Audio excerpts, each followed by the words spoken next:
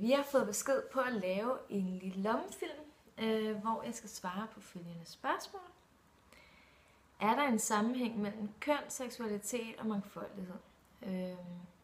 Og ja, det synes jeg da bestemt, der er. Ja. Hvilke kompetencer og viden forventer du at udvikle i det her forløb? Og jeg forventer at få en viden om, hvordan forskellige individuelle, sociale og kulturelle faktorer kan påvirke og muliggøre børn, unge og voksnes udvikling, læring, identitet og dannelse. Og at få en større teoretisk viden generelt, som jeg kan tage med mig ud i feltet og anvende i praksis. Jeg vil også gerne vide mere omkring borgere med fysisk og psykisk funktionsnedsættelse og seksualitet, så jeg kan blive bedre til at tilgodese og arbejde med det i praksis. Ja. Sidste spørgsmål.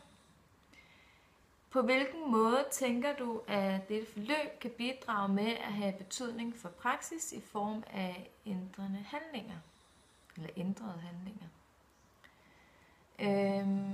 Men jeg vil muligvis være bedre til at etablere udviklende og lærerige og dannende pædagogiske miljøer,